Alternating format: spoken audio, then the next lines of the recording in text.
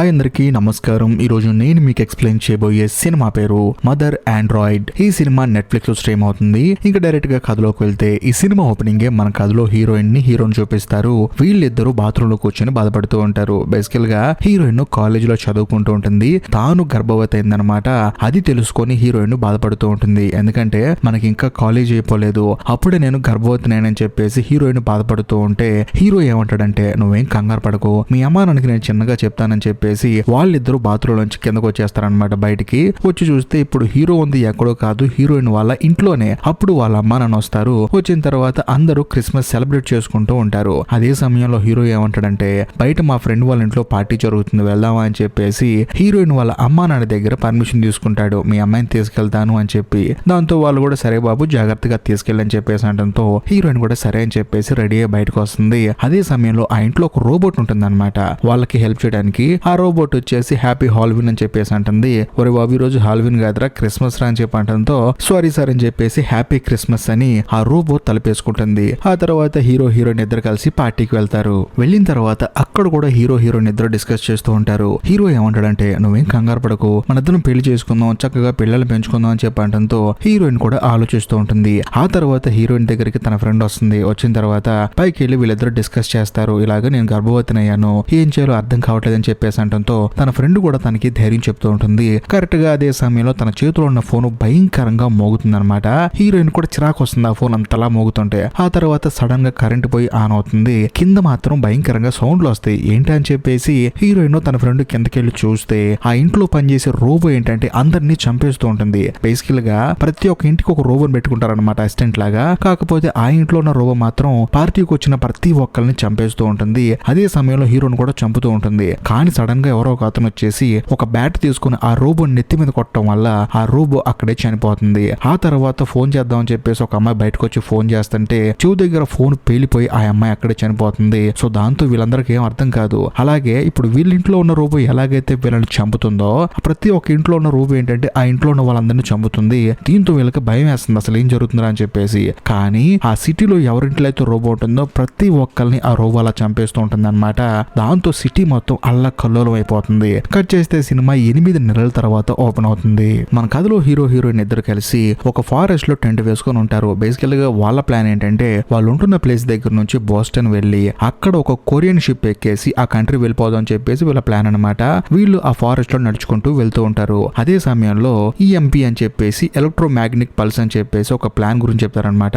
బేసికల్ గా సిటీలో ఉన్న రోబోలన్నింటినీ కంట్రోల్ చేయాలంటే ఈఎంపీ అనేది చాలా అవసరం. కాకపోతే దాన్ని ఒకేసారి మాత్రం యూజ్ చేయగలం. రోబోలు మన మీద అటాక్ చేసినప్పుడు దాన్ని మనం యూజ్ చేస్తే ఆ రోబోలు చచ్చిపోతాయి. అలాగా ఈఎంపీని యూజ్ చేసి రోబోల్ని చాలా వరకు నాశనం చేశారు. కాకపోతే కొన్ని రోబోలు మాత్రం మనుషులందరినీ చంపేసి ఈ భూమిని వాళ్ళు స్వాధీనం చేసుకుందాం అని చెప్పేసి ప్రాపర్ గా ప్లాన్ వేశారు. అదే సంగతి. అలాగా హీరోయిన్ ఇద్దరు వెళ్లేటప్పుడు మధ్యలో ఈఎంపీలు కూడా కనిపిస్తూ ఉంటాయి. కానీ వాళ్ళకి ఏంటంటే రోబోలు ఉండకూడదు, అవి అటాక్ చేయకూడదు అని చెప్పేసి భయంగా వెళ్తూ ఉంటారు. అలా వెళ్లే దారిలో కూడా రోబోల్ని చంపేసి పైన వేలాడదీస్తూ ఉంటారనమాట. వీళ్ళు కూడా భయంగా వెళ్తూ ఉంటారు. అదే సమయంలో సడన్ గా ఒక కార్ కనిపిస్తుంది. గేమ్ ఓవర్ అని చెప్పేసి దాని మీద రాసి ఉంటుంది. అది చూసి హీరోయిన్ ఇద్దరు షాక్ అయిపోతారు. సడన్ గా ఎవరు మీరని చెప్పేసి పెద్దగా అరుస్తారు. బేసికల్ గా అలా అరిచింది ఎవరో కాదు, మిలిటరీ వాళ్ళు అనమాట.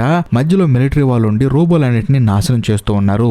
ఆ క్యాంప్ దగ్గరికి హీరోయిన్ వాళ్ళు వెళ్తారనమాట. అప్పుడు సోల్జర్స్ ఎవరు మీరని చెప్పేసి మళ్ళీ అడుగుతారు. దాంతో మేము మనుషులు అని చెప్పేసి అంటంతో వాళ్ళు వచ్చేసి వీళ్ళని టెస్ట్ చేస్తారు. చేతికి ఒక సూది గుచ్చుతారు. వీళ్ళకి బ్లడ్ వస్తుంది. వీళ్ళు మనుషులే అని చెప్పేసి వీళ్ళని లోపల తీసుకెళ్తారు. తీసుకెళ్లిన తర్వాత అక్కడున్న ఒక డాక్టర్ హీరోయిన్ చూసి చెక్ చేస్తుంది. ఏంటమ్మా ఎవరు మీరు, అసలు ఎక్కడికి వెళ్తున్నారని చెప్పి ఎంక్వైరీ చేస్తే హీరోయిన్ మేము కొరియాకి వెళ్ళాం అనుకుంటున్నాము, అది కూడా బోస్టన్ కి వెళ్ళి అక్కడి నుంచి కొరియా షిప్ ఎక్కుదాం అనుకుంటున్నాను చెప్పి అంటంతో ఆ డాక్టర్ ఏమంటుందంటే, మీరు వెళ్లే దారిలో చాలా రోబోలు ఉంటాయమ్మా, అవి మిమ్మల్ని చంపేస్తాయి. కాబట్టి ఇక్కడే ఉండి డెలివరీ అయిపోయిన తర్వాత ప్రశాంతంగా వెళ్ళండి, మీరు చాలా దూరం నడుచుకుంటూ వెళ్ళాలని చెప్పి అంటంతో హీరోయిన్ కూడా ఆలోచిస్తుంది. ఆ తర్వాత హీరో కూడా ఒక సోల్జర్ ని ఎంక్వైరీ చేస్తే సేమ్ డాక్టర్ ఏదైతే చెప్పిందో ఆయన కూడా అదే చెప్తాడు. ఆ రోజు సాయంత్రం హీరోయిన్ కి టెంట్ ఇస్తారు. ఆ టెంట్ లో హీరోయిన్ అంటుంది, మనం డెలివరీ అయిన తర్వాత వెళ్దామా, ఎందుకంటే మధ్యలో చాలా రోబోలు ఉంటాయంట, అవి మన మీద అటాక్ చేస్తాయంట, కాబట్టి డెలివరీ అయిన తర్వాత వెళ్దామని చెప్పంటంతో హీరో ఏమంటాడంటే, చూడు డెలివరీ అయిన తర్వాత వెళ్తే ఇంకా ఎక్కువ ప్రాబ్లం ఉంటుంది. ఎందుకంటే మనం సైలెంట్ గా వెళ్తే రోబోలు ఏం చెయ్యవు, కానీ సౌండ్ చేసుకుంటూ వెళ్తే ప్రాబ్లం అవుతుంది. మనకి పిల్లో పాపో పుట్టిన తర్వాత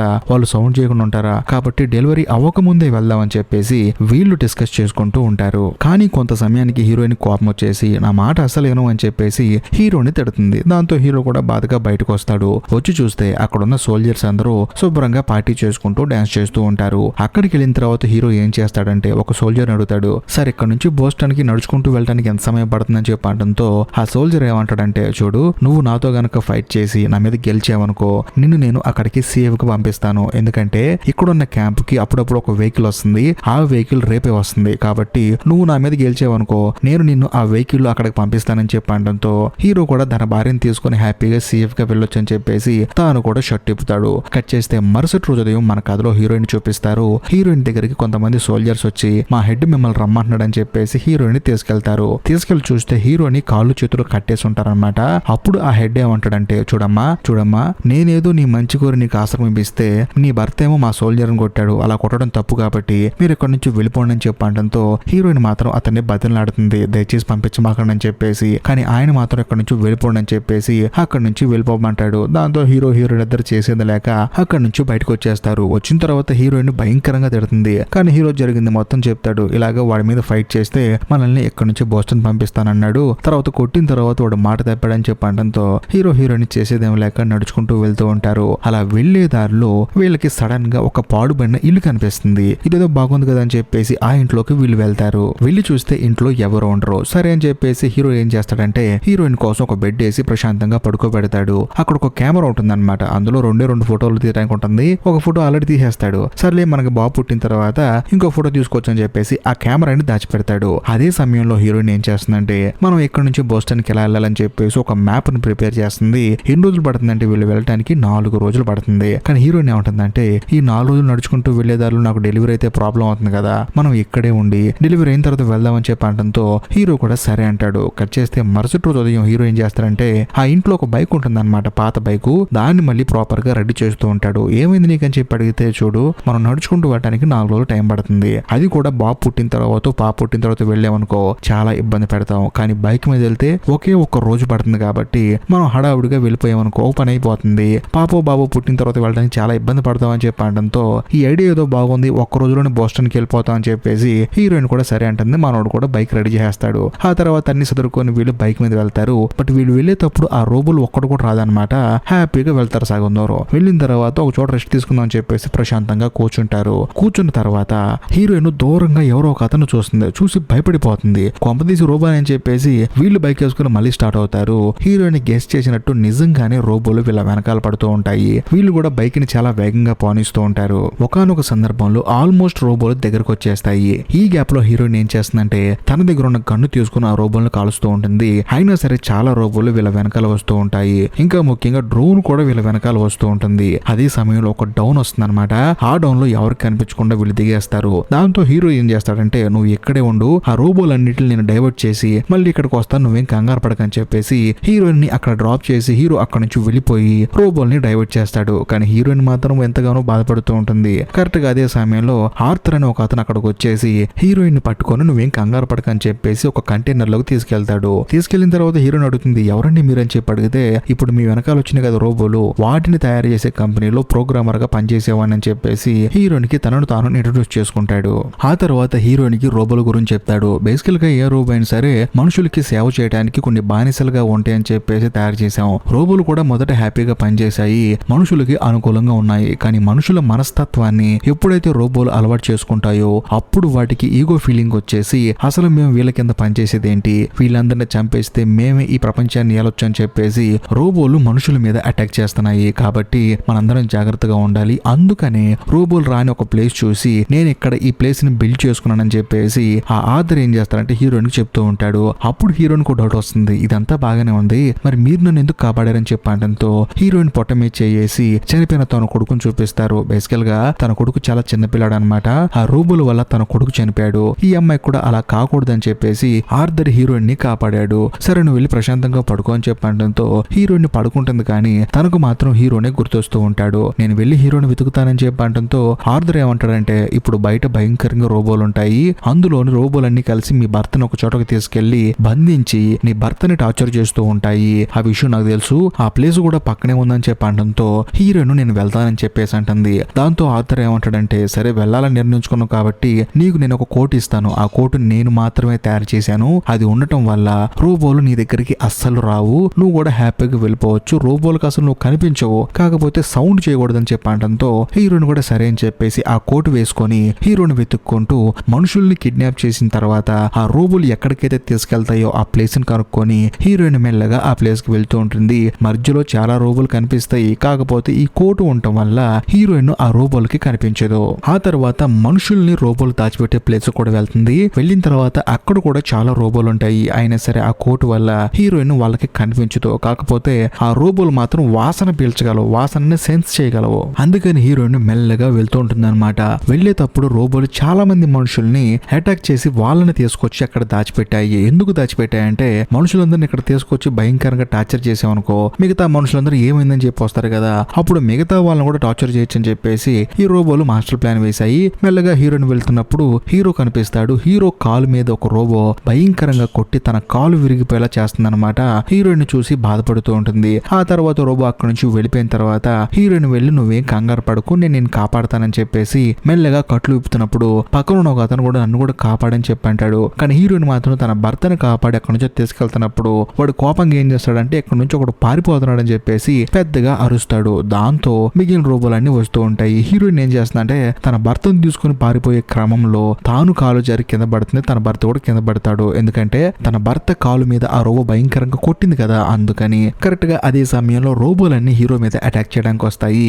ఈ గ్యాప్ లో ఆర్థర్ ఒక పెద్ద గన్ను తీసుకొచ్చి అక్కడికి వచ్చే ప్రతి ఒక్క రోబోని కాల్చి చంపేస్తూ ఉంటాడు. అలా చంపేసిన తర్వాత వీళ్ళిద్దరిని తీసుకెళ్లి ఒక ట్రక్ లో ఎక్కించుకుని ఎక్కడికో తీసుకెళ్తూ ఉంటాడు. కట్ చేస్తే ఇప్పుడు మన కథలో హీరోయిన్ చూపిస్తారు. హీరోయిన్ దగ్గరికి ఒక నర్స్ వచ్చి నువ్వేం కంగారు పడకమ్మా, నీకు బాబు పుట్టాడు, అంతేకాకుండా మీ ఆయన కూడా సేఫ్ గా ఉండడని చెప్పడంతో హీరోయిన్ ఎంతగానో ఆనందపడుతుంది. అప్పుడు తను అడుగుతుంది అనమాట, నన్ను ఆర్థర్ అని ఒక అతను కాపాడాడు కదా, అతను ఎక్కడ అని చెప్పడంతో ఏమోనమ్మా నాకు తెలియదు, ఇప్పుడు నువ్వు ఉంది బూస్టన్ లో, నిన్ను ఒక అతను తీసుకొచ్చాడు, అతను తీసుకొచ్చేటప్పుడు నీకు పురుటినొప్పులు వచ్చాయి, దాంతో మిలిటరీ వాళ్ళు కూడా మిమ్మల్ని వదిలేశారు, ఆ తర్వాత ఇక్కడ హాస్పిటల్లో జాయిన్ చేసి ఆర్థర్ ఎక్కడికి వెళ్ళాడో నాకు తెలియదు అని చెప్పేసి అంటంతో హీరోయిన్ కూడా సరే అంటుంది. కాకపోతే హీరోకి ఏంటంటే కొడుకు పుట్టాడనే ఆనందం కన్నా మనసులో ఏదో బాధ ఉంటుంది. ఏంటని చెప్పి చూస్తే తన 2 కాళ్ళు ఆ రోబోలో భయంకరంగా తొక్కేయటం వల్ల వాటిని కట్ చేసి తీసేశారు. దాంతో హీరోయిన్ కూడా బాధపడుతూ ఉంటుంది. అప్పుడు హీరో ఏమంటాడంటే నువ్వేం కంగారు పడకు, నేను రోబో కాల్ పెట్టుకుంటాను కదా, ప్రశాంతంగా మనం ఇక్కడ నుంచి కొరియాకి వెళ్ళిపోదాం అని చెప్పేసి వీళ్ళిద్దరు హ్యాపీగా ఉంటారు. కరెక్ట్ గా అదే సమయంలో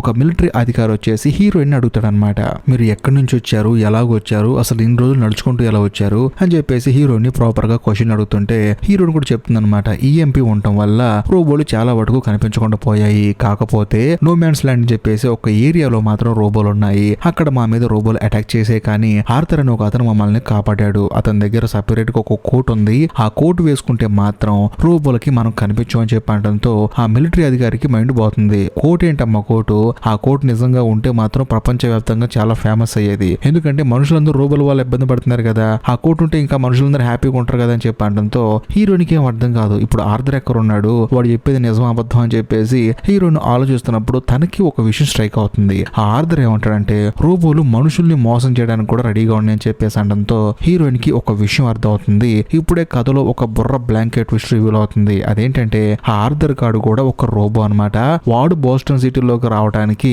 వచ్చేస్తే సైనికులు చంపేస్తారు. కాబట్టి హీరోయిన్ గర్భాన్ని అడ్డు పెట్టుకొని తనకి ఎప్పుడైతే పురుటి నొప్పులు వస్తాయో అప్పుడు హీరోయిన్ పట్టుకుని వచ్చాడనుకో వాళ్ళు ఏంటంటే చెక్ చేయడం మర్చిపోతారు కదా, ఆ గ్యాప్ యూజ్ చేసుకుని హీరోయిన్ హాస్పిటల్లో జాయిన్ చేసి వాడు బోస్టన్ సిటీలోకి ఎంటర్ అయిపోయి సిటీ మొత్తాన్ని ఆక్రమించుకుందాం అని చెప్పేసి మనోడు మాస్టర్ ప్లాన్ వేశాడు. ఈ ప్లాన్ హీరోయిన్ కి ఇప్పుడు అర్థం అవుతుంది. ఇదే విషయం ఆ మిలిటరీ వాళ్ళకి చెప్పే లోపే అక్కడ ఉన్న చాలా మందిని ఆ రోబోలు చంపేస్తాయి. దాంతో మిలిటరీ వాళ్ళందరూ అటాక్ చేస్తూ ఉంటారు వాళ్ళ మీద. కాకపోతే హీరోయిన్ లేపుదాం చూస్తే మనోడేమో 2 కాలు పోయినాయి కదా, అందుకని మత్తు ఇంజెక్షన్ ఇస్తారు, అలా పడుకొని ఉండిపోతాడు. దాంతో హీరోయిన్ ఏమంటుందంటే నువ్వేం కంగారు పడకు, నేను చూసుకుంటా అని చెప్పేసి హీరోయిన్ తన కొడుకుని ఒక క్లాత్ లో తన కట్టేసుకొని వీల్ చైర్ వేసుకొని ఆ ఈఎంపీ రూమ్ కి వెళ్తుంటుంది అనమాట.